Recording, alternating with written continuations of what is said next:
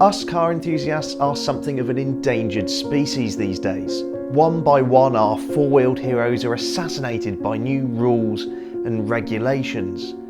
While the days of pure combustion might be numbered, every once in a while there's a car that reminds us that we don't have to go quietly into the night. Cars like the Lamborghini Huracan STO.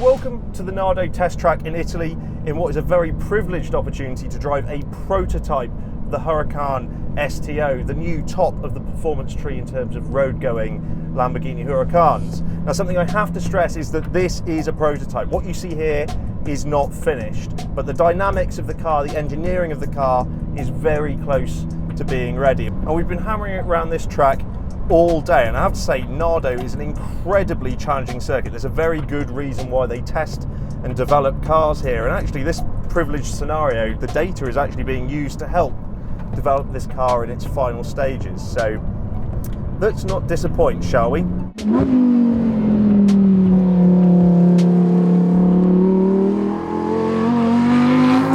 This aggressive body kit isn't just for show. It actually generates over 400 kilos of downforce at 124 miles per hour, which is substantial. And that rear wing has 3 selectable settings. Earlier we tried it in its lower downforce mode, and it certainly allows for a little bit more movement through the corners. And considering the power available in this car, it can unstick those rear wheels quite happily. In the Super Trofeo Omologato, Lamborghini wants to create a dramatic supercar that echoes the highly successful GT3 and Super Trofeo gentleman racing cars. As you can imagine, the headlines are enough to get petrol heads salivating. A familiar 5.2 litre naturally aspirated V10 sits at this car's heart, something that produces 631 brake horsepower and 565 Nm of torque. This performance potential is channeled exclusively to the rear wheels for a purer and more involving drive than any all-wheel drive Huracan could hope for. So the car has a series of selectable drive modes, but what we're actually testing today is the Trofeo mode, which is the most aggressive element of this car. Throttle response is increased, gear changes are at their absolute fastest, and there's less body roll as well. The suspension adapts itself accordingly.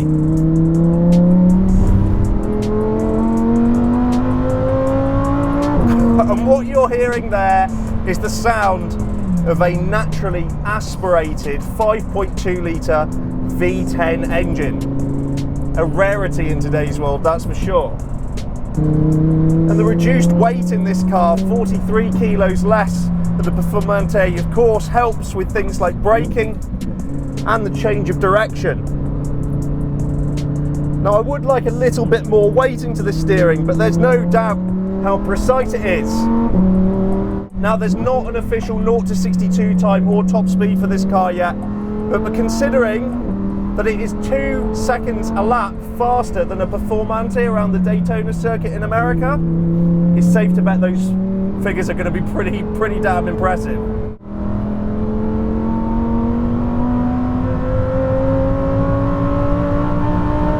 Something we've been testing today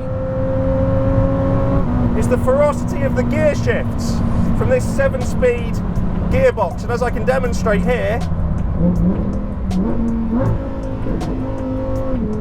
it is plenty responsive. The level of grip is great, but as I say, it's actually a more playful car than you might imagine. The chassis, because of its short wheelbase and the power available, means it's very throttle adjustable, and even on the brakes you can really feel through the seat of your pants the car moving and shimmying, giving you that driver communication to be a bit playful.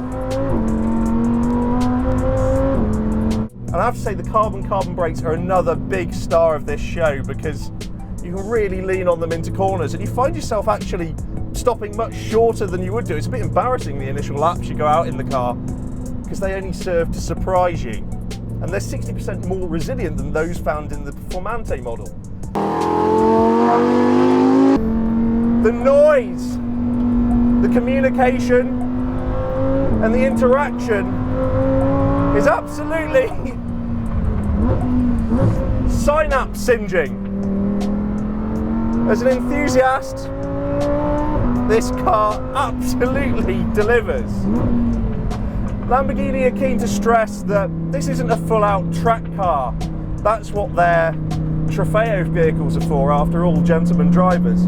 But you should be able to get a taste of what the GT3 cars are all about here and soften it up for the road. The car's theatre, the car's drama is certainly there, all present and correct as it should be in a Lamborghini. The thing that is most striking about the STO from behind the wheel isn't its sheer performance, but how accessible that performance is. Lamborghini is very proud of its Trofeo gentleman race cars being both capable and approachable for all skill levels, and in many respects this supercar is the same. Don't get me wrong, it still requires a healthy dose of respect, but it doesn't feel as hard-edged or as intimidating as some other race-inspired rivals, and that is not necessarily a bad thing.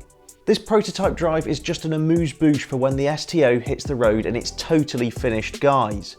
Considering how impressive the package is at this point in time, and the fact that engineers still have some tinkering to go, the STO should be quite the crowning glory for the Huracan range.